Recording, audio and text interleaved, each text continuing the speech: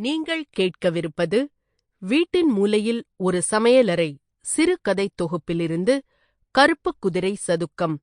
எழுதியவர் அம்பை. ஒலி வடிவில் வழங்குபவர் கீர்த்தனா. உணர்ச்சி வசப்படாத அறிவுஜீவிக்கு ஓர் அறிக்கை இது. யதார்த்தத்தை என்னால் தர முடியவில்லை. என் முதல் பாடம் யதார்த்தத்துக்கு கண்ணாடி இல்லை. இந்த அறிக்கையிலுள்ள யதார்த்தம் காயடிக்கப்பட்டது, பால் வற்றியது, கருப்பை பீக்கப்பட்டது. வேற்றுவெளி கால அனுபவங்களை சுயவெளியின் கனத்த சொற்களால் தொய்ய வைக்கும் அறிக்கை இது. இதில் அகப்படாததை உணர நீ இங்கு வரவேண்டும்.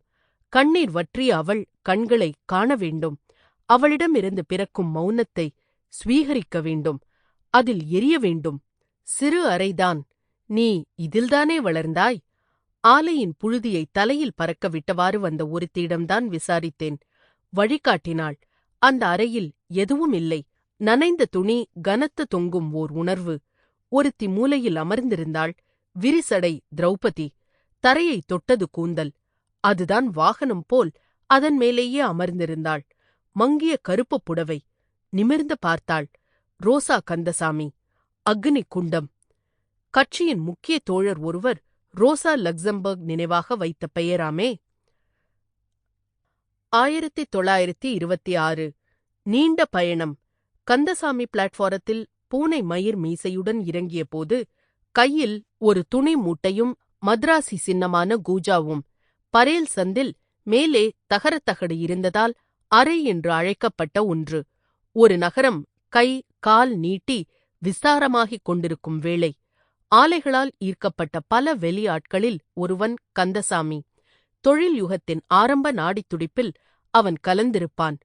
1928 வேலை நிறுத்தத்தில் கந்தசாமி இருந்தான். 1929 வேலை நிறுத்த காலத்தில் நடந்த மாலை வகுப்புகளில் அவன் இருந்திருப்பான். தோழர் டாங்கேயின் பேச்சுகளைக் கேட்டிருப்பான்.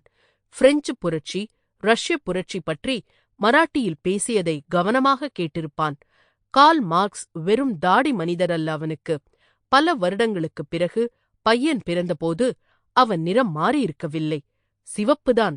லெனின் என்று பெயர் வைத்தான். லெனினின் தலையை வருடியவாறு சொன்ன கதைகள். ரொட்டியோட விலை ஏறிக்கிட்டே போச்சுது. ஜனங்களுக்கெல்லாம் பசி.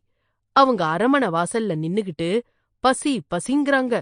அப்ப ராணி மேரி ஆண்டோனட் என்ன சொன்னா? ரொட்டி இல்லனா கேக்கு திங்கட்டுமே அப்படின்னா. Sample complete. Ready to continue?